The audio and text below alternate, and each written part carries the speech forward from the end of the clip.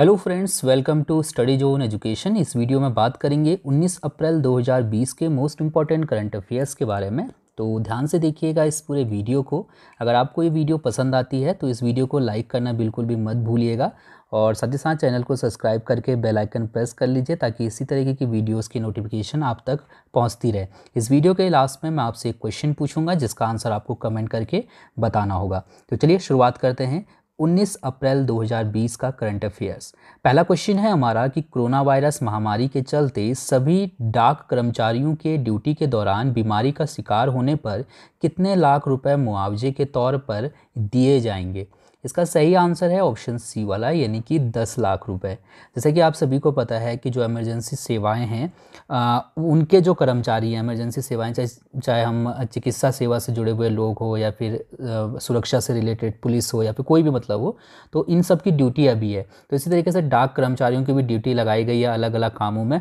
तो अगर ड्यूटी के दरमियान किसी को कोरोना वायरस हो जाता है तो उसको जो है 10 लाख रुपए मुआवजे के तौर पर दिए जाएंगे। ठीक है, तो ये हिसाब यहाँ से याद रखिएगा। बीमारी का शिकार होने पे 10 लाख रुपए दिए जाएंगे डाक कर्मचारियों को। ठीक है, क्वेश्चन नंबर सेकंड है हमारा कि निम्नलिखित में से कौन सा राज्य कोविड-19 के लिए रैपिड परीक्षण करने वाला देश का पहला राज्य बन गया है। इसका जो सही आंसर है वो है ऑप्शन डी वाला, यानी कि राजस्थान।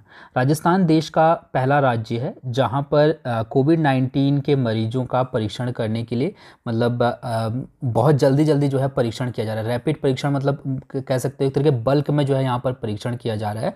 तो ऐसा जो कहना है वो है रघु शर्मा, जो कि स्वास्थ्य मंत्री हैं राजस्थान के। तो इनके द्वारा ये कहा गया है कि जितने भी राजस्थान के हॉट स्पॉट हैं जहाँ पर कि मतलब कोविड-19 की सबसे ज़्यादा समस्या है या फिर सबसे ज़्यादा संक्रमित जो क्षेत्र हैं वहाँ पर जो है ये परीक्षण किए जाएंगे। ठीक है, तो याद रखिएगा ऐसा दावा किया गया है रघु शर्मा के द्वारा कि देश का जो पहला राज्य है रैपिड परीक्षण करने वाला कोविड-19 के मरीजों का वो है राजस्थान। क्वेश्चन नंबर थर्ड है हमारा कि अप्रैल 2020 में किस देश में स्थित भारतीय उच्चायोग ने कोविड-19 issues, challenges and way forward विषय पर एक वर्चुअल गोलमेज बैठक का आयोजन किया। इसका जो सही आंसर है वो है ऑप्शन डी वाला, यानी कि ब्रिटेन। जो ब्रिटेन में हमारा उच्चायोग है उसने अभी रिसेंटली ये जो एक थीम है, एक जो ये विषय है कोविड-19 issues, challenges and way forward, इस पर जो है एक वर्चुअल गोलमेज बैठक का आयोजन किया था। तो आपसे हो सकता है ये भी पूछ लिया जाए कि मान लीजिए क्वेश्चन इस तरीके से बन के आ सकता है कि ब्रिटेन में स्थित भारतीय उच्चायुक्त ने किस विषय के साथ एक वर्चुअल गोलमेज बैठक का आयोजन किया था। तो ये जो विषय है ये भी आप याद रखिएगा।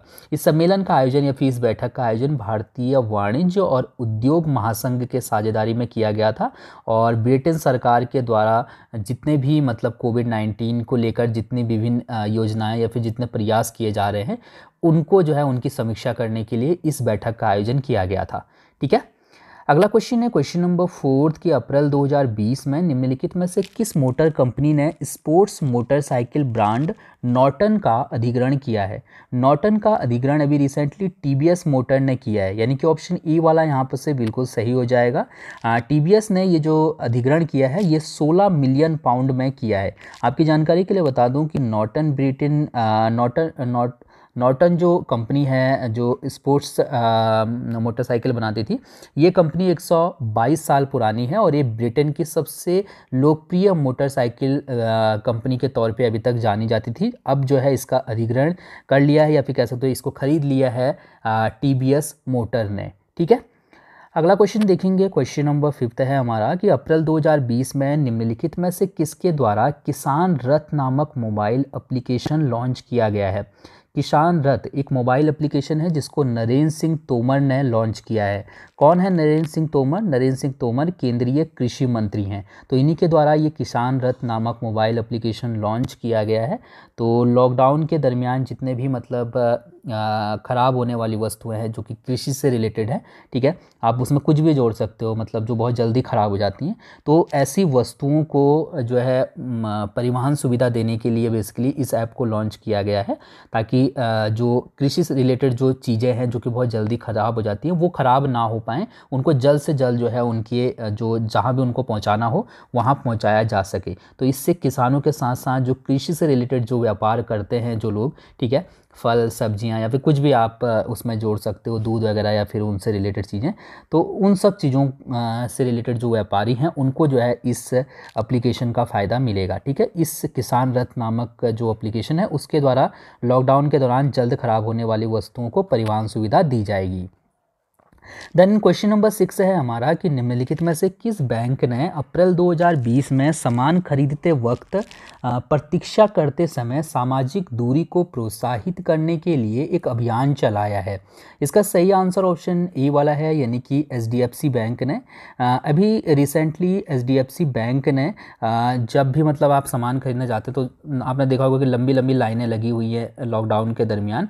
तो लोग जो है मतलब लाइनें जो लगा रहे हैं वो एक डिस्टेंस बना के लगाएं, ठीक है, मतलब एक दूसरे से सोशल डिस्टेंसिंग का पालन करते हुए जो है सामान खरीदें। तो इसके लिए जो है HDFC बैंक ने एक अभियान शुरू किया है। तो इसमें ये जगह जगह पर जो है निशान बना रहे हैं ज़मीन पे दुकानों के बाहर, जिससे कि लोग मतलब उन निशान के अंदर खड़े हों ताकि सोशल डिस्टेंसिंग का पालन यहाँ पर किया जाए।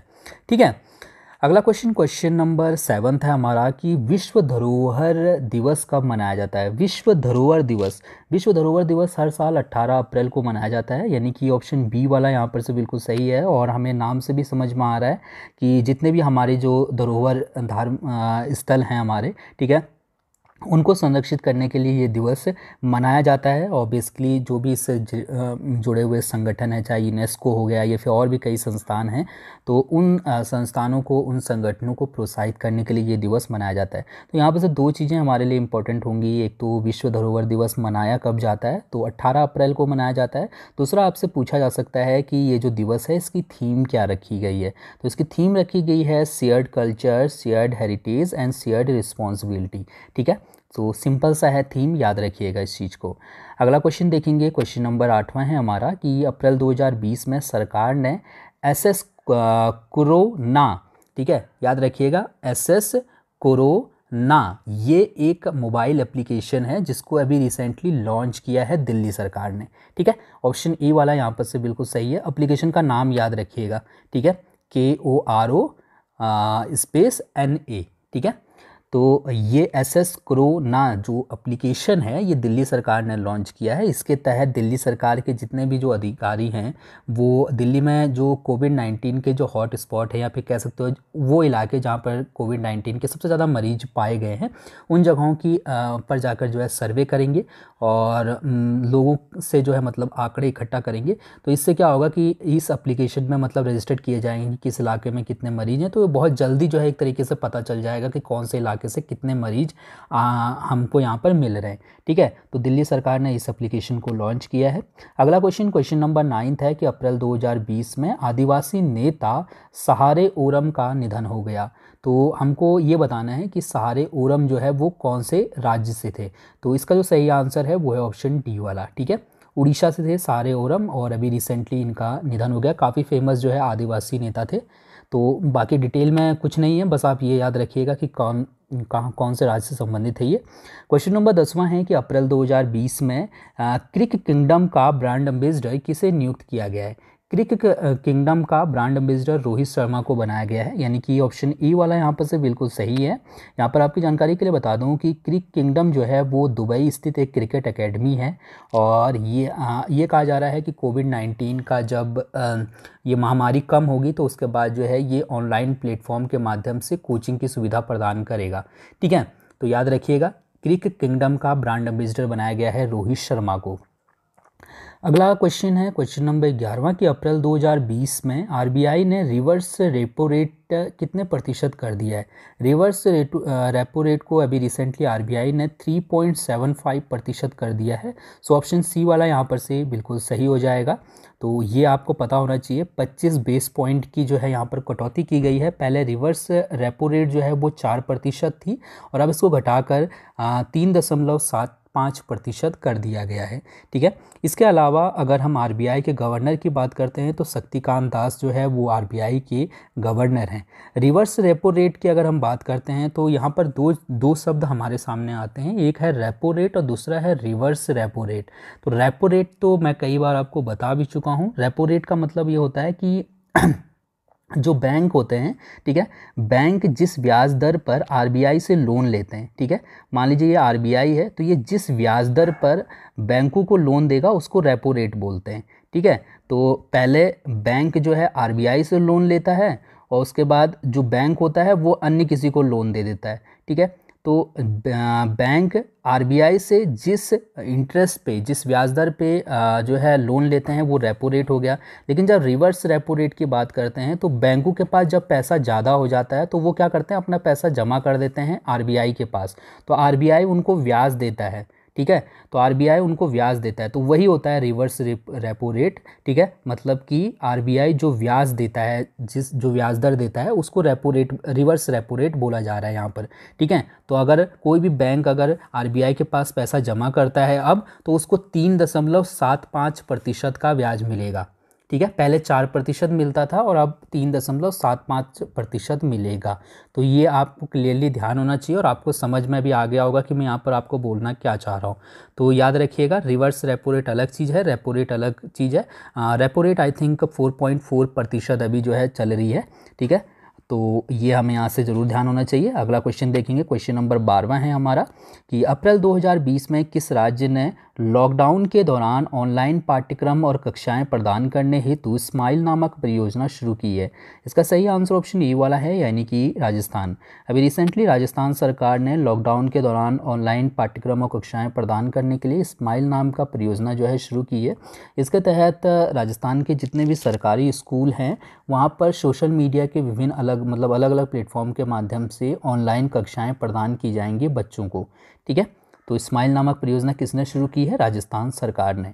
अब बात करते हैं आपके लिए कल के प्रश्न की, जिसका उत्तर आपको कमेंट करके बताना था और लगभग सभी लोगों ने इसका आंसर बिल्कुल सही दिया था। क्वेश्चन आपके लिए था कि निम्नलिखित में से किस कंपनी ने अप्रैल 2020 में सामाजिक नवाचार के लिए एडिसन अवार्ड जीता है? तो एडिशन अवार्ड टाटा पावर ने जीता है, यानी कि ऑप्शन ए वाला यहाँ पर से बिल्कुल सही था। अब बात करते हैं आपके लिए आज के प्रश्न की। इस प्रश्न का उत्तर आप कमेंट करके बता सकते हैं। आपके लिए प्रश्न है कि अप्रैल 2020 में बीएसएनएल ने किसके साथ मिलकर यूपीआई आधारित भुगतान मंच भारत इंस्टापे लॉन्च किया है? भारत इंस्टापे किसने लॉन्च किया है? बीएसएनएल ने किसके साथ मिलकर, कौन से बैंक के साथ मिलकर इसको लॉन्च किया है, ये आपको कमेंट करके बताना है। थैंक यू सो मच इस वीडियो को देखने के लिए। आपका दिन शुभ हो। धन्यवाद।